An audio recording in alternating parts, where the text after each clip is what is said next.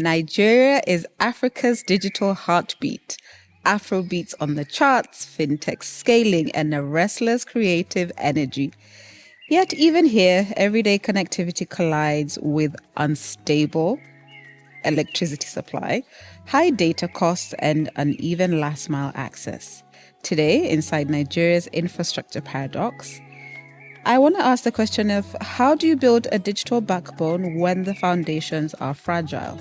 And how is MEED Networks threading the needle between ambition and reality? Welcome to Tech Talk Africa, the podcast where we move beyond the headlines to uncover how technology is shaping Africa's future. I'm your host, Stella Gichuhi.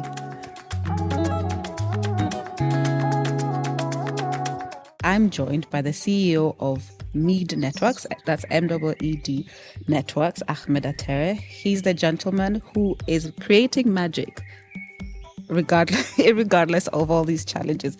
Welcome, Ahmed. Yeah, thank you so much.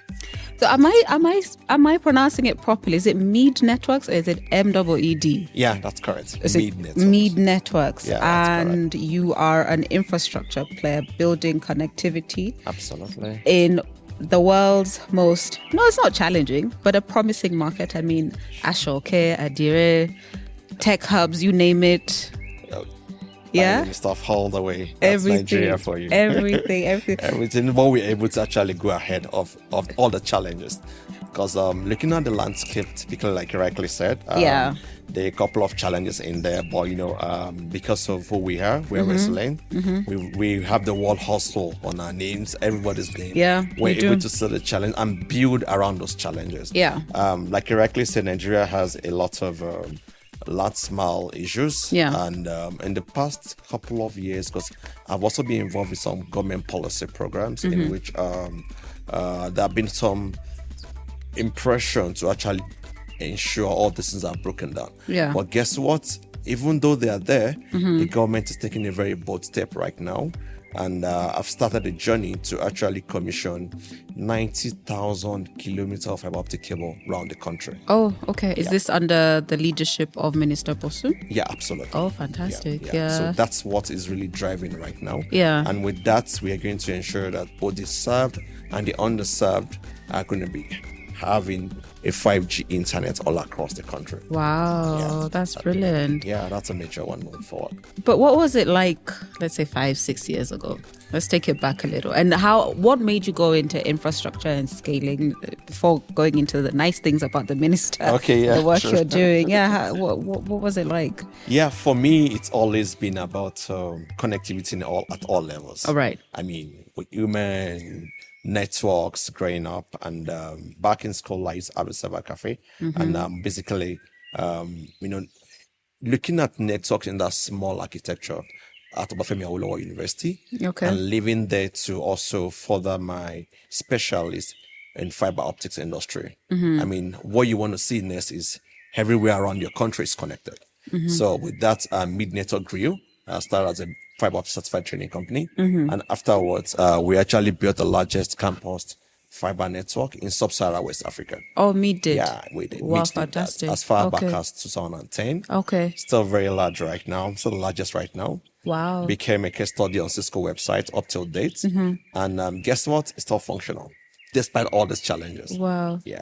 Wow. Yeah, You're doing it. You're championing connectivity. Yeah, that's it. That's the drive for it. And amidst all the issues around power, I mean penetration. What I strongly believe in is the world is getting more connected. Yeah. People want to do more. So Yeah. it's our duty as infrastructure company to actually be able to build that connected ways for everyone along the line. The needs keep driving every day. So Wow, that's so cool. What are some of your success stories? Have you had a project where you said, wow, Yes. amazing career-making project? And have you had instances where you said, oh, my word, that was a bad one? Feel free to. yeah, that's Yeah, always the as an balance of that. entrepreneur, like Yeah. particularly in Africa and Nigeria, Yeah. there are always those good and bad stories. Yeah. Just like I mentioned to you earlier on, I mean, we pride ourselves in one thing with the help of God. We've been able to do very amazing projects across the country. Number one is the Ahmed Atere University I told you we did 10 years ago. Yeah. Largest campus network in sub-Saharan West Africa. It has over 600 Cisco switches and connecting a campus with over 40,000 students. Right. That was Massive. a very Yeah. good one. And Yeah. so that also became a model for most of the schools in Nigeria. So for Okay. me, the fact that we're able to do something and others are saying we want to do the same thing that you have done somewhere. Okay. I mean, that's like a big treasure for us, like inspiring others to do so. And moving from there to also, I mean, working with government in terms of being part of having a major input in the fiber part of Nigeria National Broadband Plan. Okay. It's something that we're really proud of as MEED Networks, and also working in other sectors in terms of providing connectivity to the oil and gas sector. Okay. I mean, building backbone, involving some Cisco migration. Those are some of the, I mean, great projects. It's like, wow, it's a good one. But what we're also doing right now is championing digital transformation, particularly for government agencies, some Okay. ministries in Right. Nigeria. Right. You know, there's this era where the government, the president, President Lamisi is saying that people should move to digital era.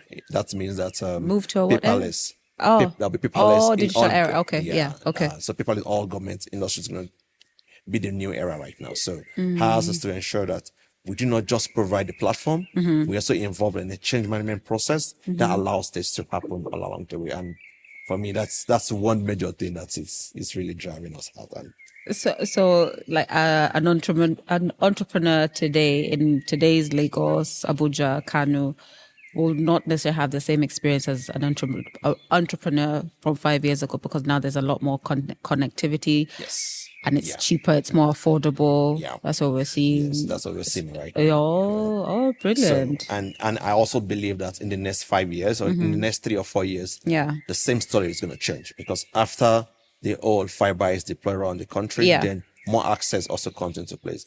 And again, I mean, for us, right, for back then 5 years ago, I mean, Yeah.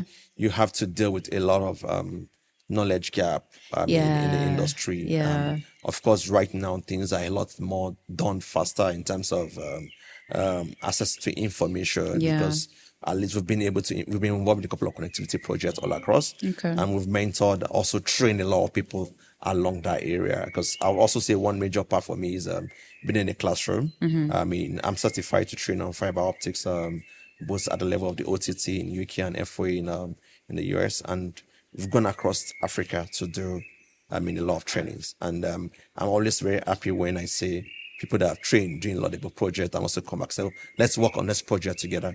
I mean, it's one thing I really, really, You're I mean, really love. passionate And about, yeah. yeah, I keep telling people I cannot leave classrooms. I love to go back to my classroom and see my student again. But it's a way of building the continent for me. Wow. Oh, that's such a positive approach.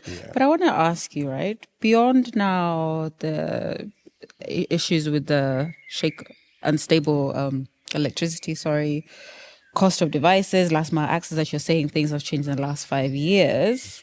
How do price shocks in fuel, forex, equipment move through your cost stack and show up in household data bundles?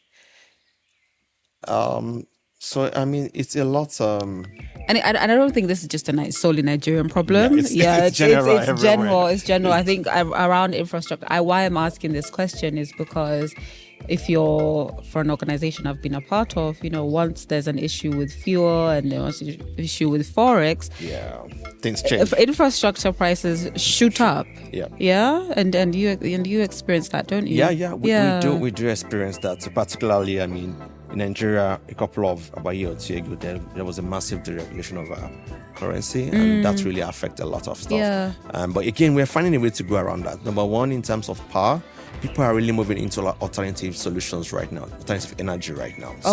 So when you deploy, like for us, when you deploy a solution, you have the main power source, Right. you have the backup power and renewable, Yeah. and you also have the generator. So we practically have like 3 major, sources. One of the ones we've built for a data center that's for Ahmed Atere University, one for another university too, and we had to do a 3-layered approach for power, so such that at any point in time, any immediate change in policy or price or something does not really translate to increase on the immediate, right? It might be on the long run, but on the immediate, there's a shock. There's a shock absorber around it. Oh. And for pricing, so for equipment gadgets, it's Africa thing, we cannot deal with that. I mean, it's things will always keep growing up. Yeah, it is. But on our own, we've been able to find a way to divide around how to make things. I mean, so you don't have an immediate price shock. So maybe over 6 months, people will not notice again. Then it all goes in there. And for Nigeria again, I think the NCC, that's Nigerian Commission has also been able to, I mean, speak with the telcos so that we don't have a direct increment when those things happen. I mean, so you've essentially your playbook as an organization. You're resilient by design. yeah. And you've had to. That's why you're still pioneering. 15 years later. Yeah, 15 years later. Oh my God! Wow, so fantastic. And we also got a couple of tributaries along the way. So, I mean, what that means is, so started with Haiti, right? Building infrastructure.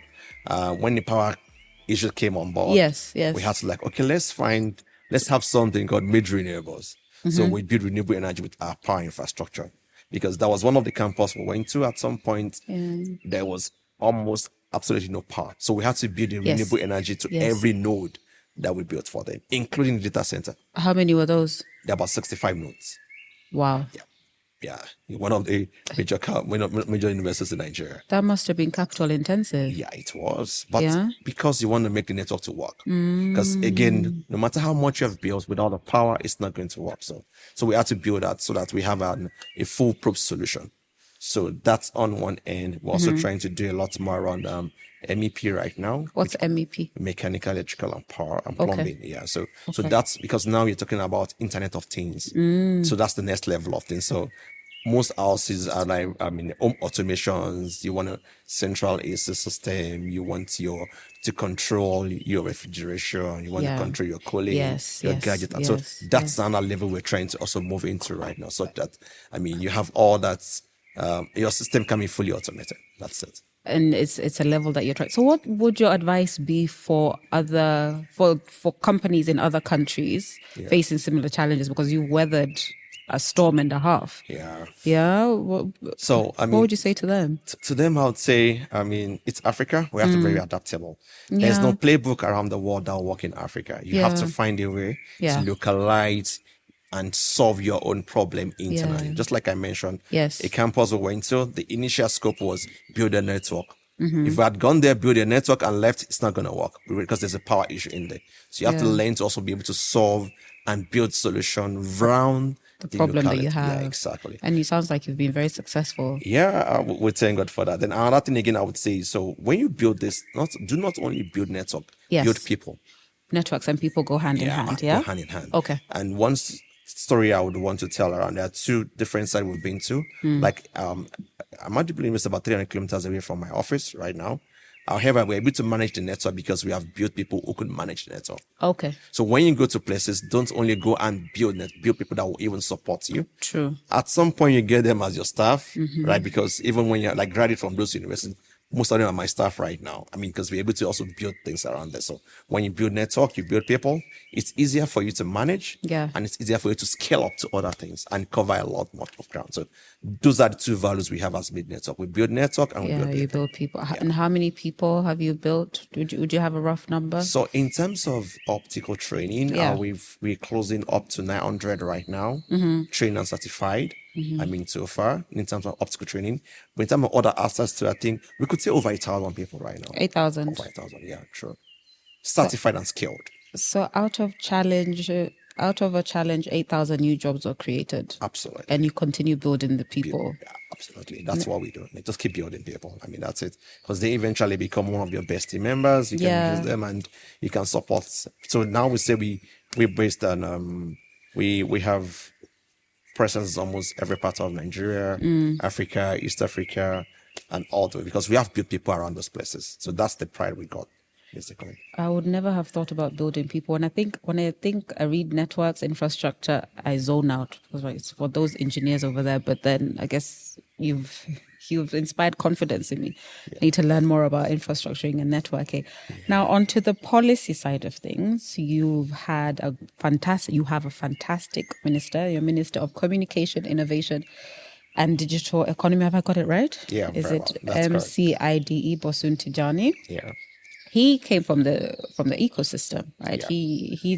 He's building like a startup. His mind is that of a startup. And how Yeah. is that impacting you guys? Are you would support that, right? Yeah, very well. Like I What's his mentioned, leadership been like for your sector, for the sector? yeah. So his leadership has been very good for the sector, like I mentioned earlier on. And we build network and build people.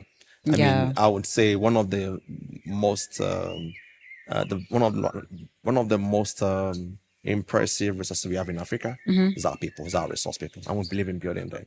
So him coming from that sector, Yeah. he's looking at the outlook. We want to build this the system, and one of the things I also know he's doing is about the 9th fiber optic cable. Yes. And one of the first steps in doing that is to build the resources that will do that. Because remember, when you build networks, you build people, Yeah. you build engineers. Yeah. And I'll give you an example. When we were on Ahmed Atere University site, we had over 250 staffs working on that project. Right. So imagine every month you're paying that amount of people. Yes. You're part of your system. Yes. You've trained them to work with you. Yes. The same ecosystem goes all the way down to the community. So you need to, for you to build a big network, you have to build people. And I'm sure that's where he's also coming from Yeah. startup area. So people are going to be trained to handle that deployment, to maintain it, and also to ensure quality of work is done really. So I think it's the right direction for us. Yeah, it's a great direction. Do you partner with the ministry? I know you do. You've partnered with them to deliver on some networks and fiber cabling, but on building people, is there a partnership there as well? Yeah, we're very much open to partnership. Yeah. I mean, With the ministry. So you yeah, the ministry, yeah. So Yeah, you I train- mean, we've also trained some of the ministry staff at some point. Yeah, yeah. Because like I said, we have a training school which is Yes, you licensed do. for Yes, fiber yeah. optics. So we've trained across different ministries in Nigeria, the NCC, the corporations, oil across the oil and gas, the ministries, because and also the first FOA certified trainer for FOA and also for Kona in Nigeria. So what's- there's also a subsidiary of the ministry which is called DBI NCC. Okay. It's called Digital Bridge Institute. So I've been their pioneer local fiber optic trainer all the while. So Wow. in turn, I would say, because for me, it's about education. I mean, when you empower people, you train them, then they're able to do their works for you. So I mean, there's a lot of strong partnership in training with the Digital Bridge Institute in Nigeria. Would you say that Nigeria has a similar execution attitude and culture like, let's say, our neighbors in Rwanda? Because they're very execution focused, implementation, execution. They're on Vision 2050. Yeah, so Yeah. I would say for Nigeria, we always have our eyes on the goal. I mean, once we're inspired to do something, we want to get that thing done. That's why I say, and against all odds, with the hustling spirit in Nigeria, and also knowing that there's light at the end of the tunnel, we keep pushing on it. So I think it's something we would, and you can tell that story from the tech hubs you have in Yaba, in Lagos, the flutterways. You have the highest number of tech hubs on the continent, if I'm not exactly. wrong. So yeah, and you can see those inspiring, unicorns coming out of the country. So we're ready to do that. Despite all the challenges, I'm sure we're going to get there. I think you're already getting. You're already getting there. Let's talk partnerships. There's been a lot of buzz around partnerships with the U.S. government and other governments. How do you envision those partnerships working, especially in the infrastructure domain? Leave alone startup, leave alone development world, around infrastructure. Yeah, I think that will go a long way because. Do you already have some partnerships? Yes, we do. I mean, we are one of the Cisco, partners. Yes, of course. You mentioned that. Cisco is American. We also partner with particularly what we're trying to do right now is not only partner as a consumer, but partner in terms of R&D. I mean, what are the best kind of devices that work in Africa? Because we don't just believe in broadband. It's more of innovating the system that works for Africa. So in that light, we can say, okay, how can we localize this equipment to work better? Right. Does temperature basically works? What makes it better? And I'll give you an example. I mean, in the time past, when most of these gadgets have been made, they don't particularly have backup power. Yes. Right. Okay. Now, if you notice, most of the right now has a bit of backup power. So in case, particularly the Wi-Fi, in case anything goes bad, you can There's easily always just a backup. Yeah. I mean, backup before the main power or before anything comes. So there's some little things that are peculiar to Africa, Yeah. and that's a part we come in with manufacturer and say, manufacture this for us because of the situation. It's context specific. Exactly. So don't just, you need to be in Africa to feel what is happening and understand what. So, and that's also a journey towards African manufacturing equipment for ourselves. But for me, that's the end goal. I mean, all we're doing, right? Let's be able to say the R&D is done over here, the chips are being put together over here, and we are also shipping to the world. I mean, that should be the end goal. It's an ecosystem of sorts, because there's a lecturer, Professor Emma, who has always taught me, and I believe it's like the continent was engineered to export. And so there was never any value addition, but with what you're doing, there's a lot of value addition. Are there companies manufacturing chips by any chance? Probably Google it and find out. But in your travels, have I met any one of them? Not have you met anyone? Are there examples of companies that have that value addition model? I've just picked chips for an example, but is there any other? So I know, I mean, even back in Nigeria, a couple of friends who were talking about so what basically happened in Nigeria is more of assembly of product right now. I mean, that's and we also have a roadmap to ensure in time very soon we also start having, because Nigeria has a lot of silicon, right? A lot of these the raw materials for this. So there's a roadmap we have. That's very soon we hope that we're going to start doing our manufacturing, at least some something to stuff around. Because for me, like, we are over 200 million people, so we should be able to do something that, I mean, for ourselves, because and that's also not only do something but empower people, increase on R&D, talk about silicon chips, talk about stuff. I mean, these are controlled stuff, but I know the journey of 1,000 miles starts with a step, right? The awareness is the first thing, the need for where it is, and then the business case and all that. So we are on that journey already, and I believe that we're going to get there soon. But that's the end goal for us. And do you think that roadmap can be replicated across the continent, or is it still context specific? I've asked several people this question. But I think roadmap can be replicated, right? Particularly in technology, right? I mean, so the same formula works for light. If you got to land out here in Africa, in Europe or in Canada or anywhere else. So the main engineering base is the same thing. So what you just need to do is to ensure that you produce something that actually, I mean, suit the local environment at the end of the day. Right. So, and that's where we say they are. So I'll give you an example. I'm sure when we're growing up, the likes of Philips was what we grew up to know as TV back then. But right now we have loads of different Samsungs and all that and the likes. So it's still the same TV concept, right? But some has been, I mean, done with improvement. So if we have the same blueprint on the table, with the right environment, the right government support, the right infrastructure, we can do the same. We can have in Nigeria TV, I mean, branded Nigeria and all that. We can have Africa. That's the way. So, and I think we win the way there. And in fact, I mean, with franchise, well, not franchise, organizations like Ebony Films, absolutely. I mean, Nollywood. Let's just start there. Why do you need to go to Hollywood when there is Nollywood? Absolutely, yeah. And what would you like to see replicated yourself? What would you like? You're in Kenya right now. What would you like? What do you think we need to do? It's like, this has worked well in Nigeria. Maybe it can work well in Kenya. We've just not thought about it. So I've always said, Africa is the same, right? So that's the reality. We just have all these borderlines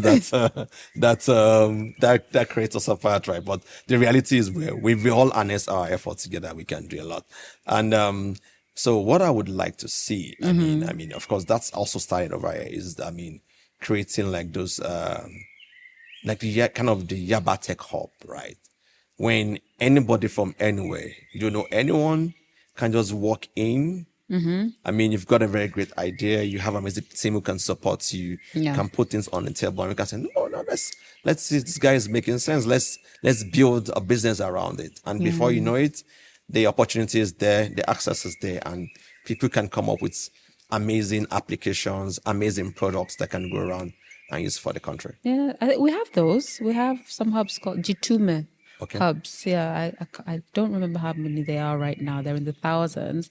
And the goal was to what you're talking about, expose young people, especially rural areas, urban areas, to a place where you can innovate, I guess. Yeah, they're Absolutely. like tech That's hubs, it. run by a smart city called Concert Technopolis. Yep. So yeah, so they're there, and it's the rise, I guess, Nigeria, Kenya, the tech hubs. Well, What's going to come out of it? What about on the exactly. infrastructure side? What do you Yeah, think so we on the can? infrastructure side, Yeah. particularly on fiber optics. So there is the stuff we're doing right now. It's about we call it a dig once policy. What policy? Dig once policy. Okay. So Okay. what it means is when you're trying to put your fiber on the ground, you can create enough ductways, not just so that is anytime anybody's coming along that same line, you don't have to dig that same place again. You just lease from the existing infrastructure. And this can either be government driven or a private sector driven. So what does that mean? So if I have a four-way duct on the ground, Yeah. all I need is just one way.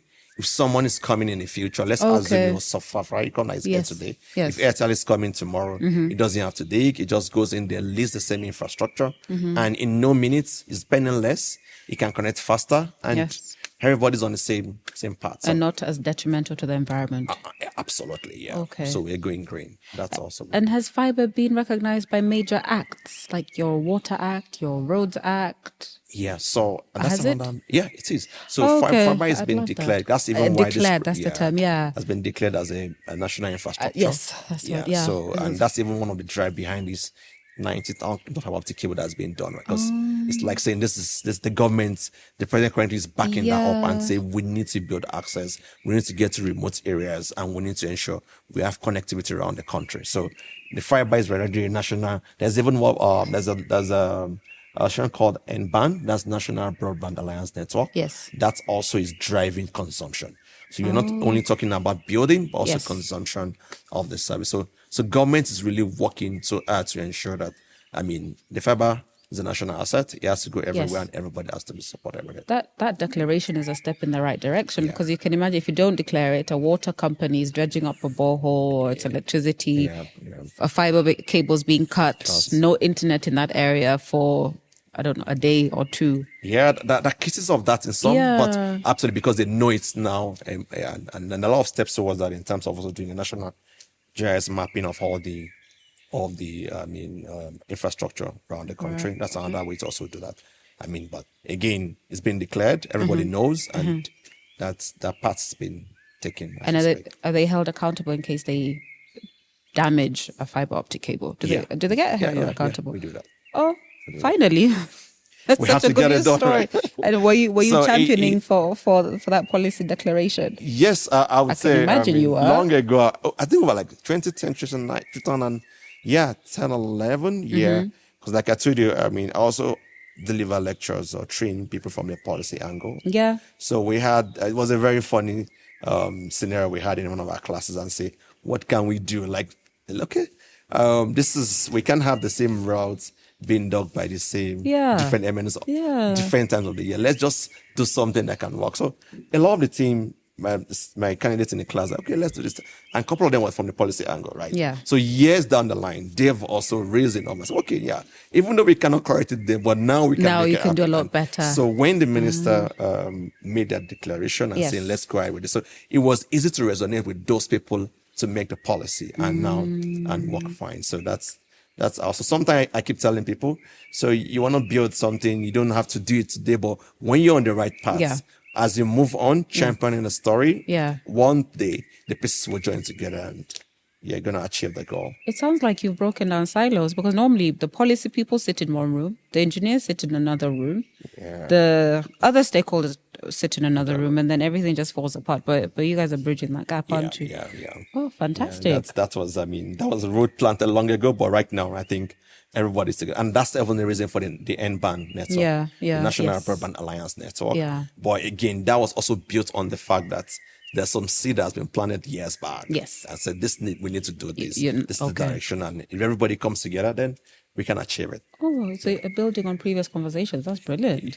Yeah. And if Nigeria gets 3 things right in the next 5 years, what would they be? And where is MEED Networks in that picture?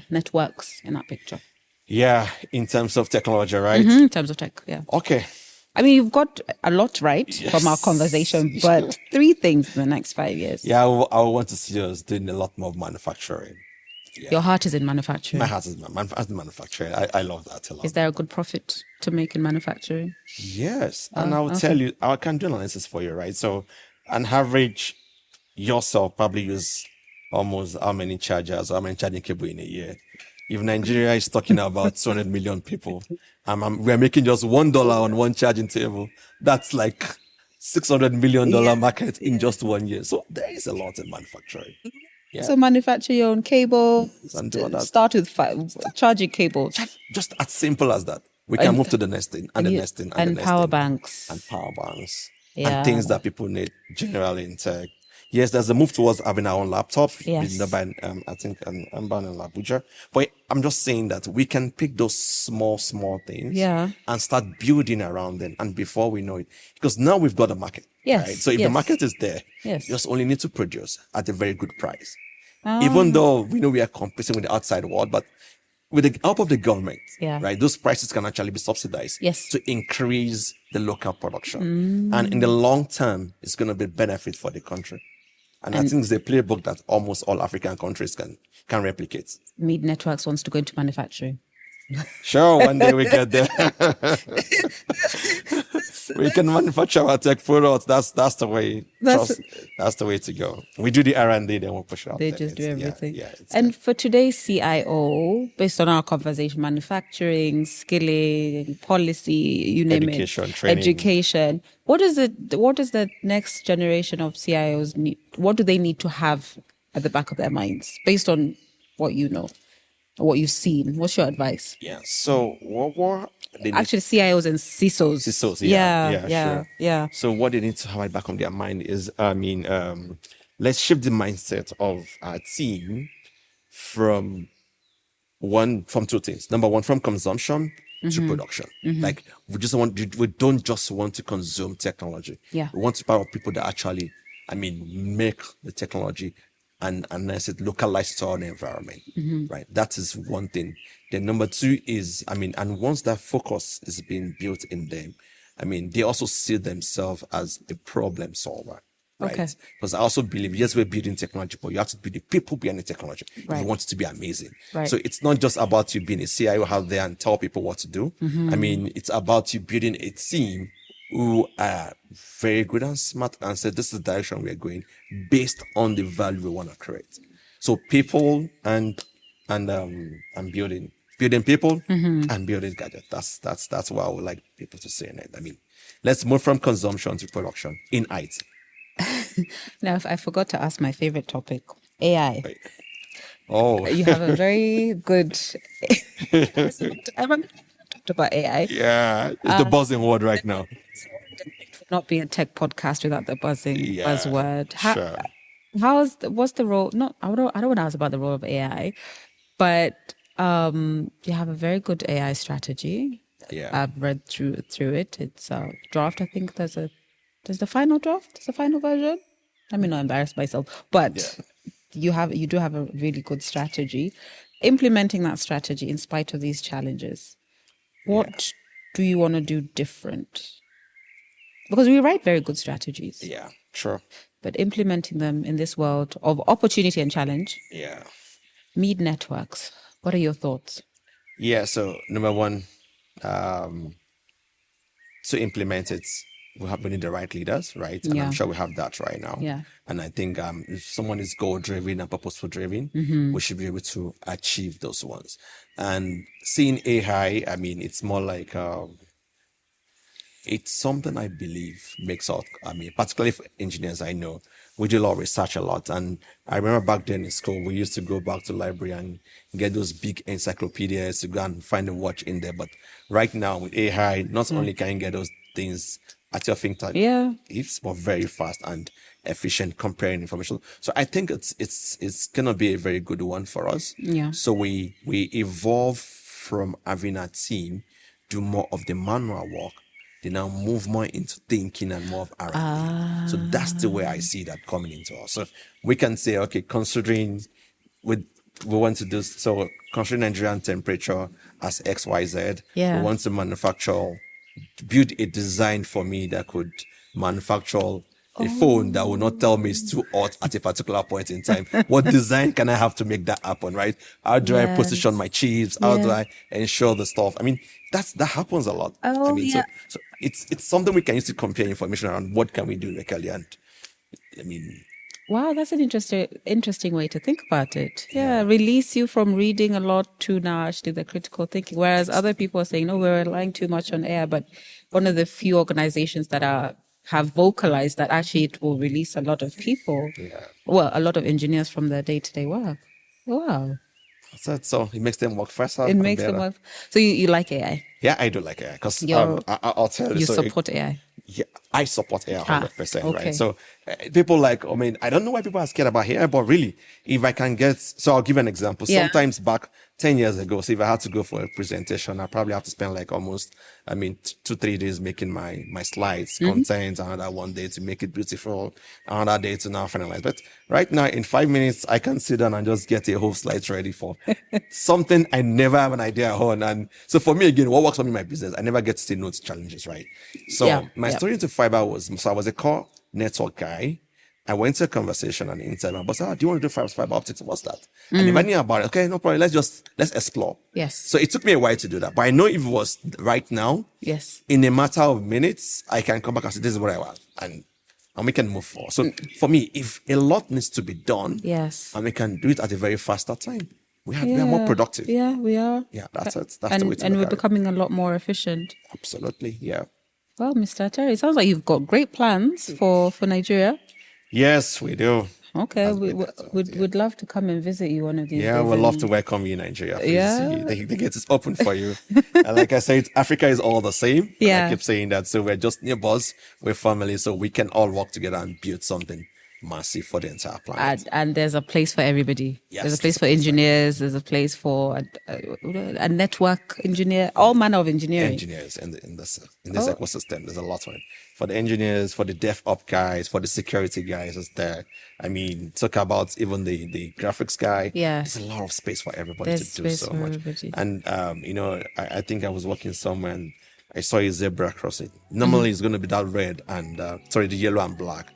And just in there, because it was an African country and they had to design it with African attires and logo, but it still means the same thing. Imagine that. Yes, I think I know what you're talking about. It came my point. So for me, that's how we can localize things and make it like our own and inspiring. And the localized zebra crossing. I've been looking for a term for it. I was like, that's a zebra crossing, but it has African print. A localized zebra crossing. Yeah, right. That's it. Well, you've heard it right here first. Everybody, Nigerians, there's a place for you. And if you want to be an engineer, if you're a budding engineer, hey, Mr. Ahmed has a job for you. Well, thank you. Thank you for having us. You're most welcome. I'm your host, Stella Gichuhi. Until next time, goodbye. Yeah, bye. Thank you so much. You're welcome.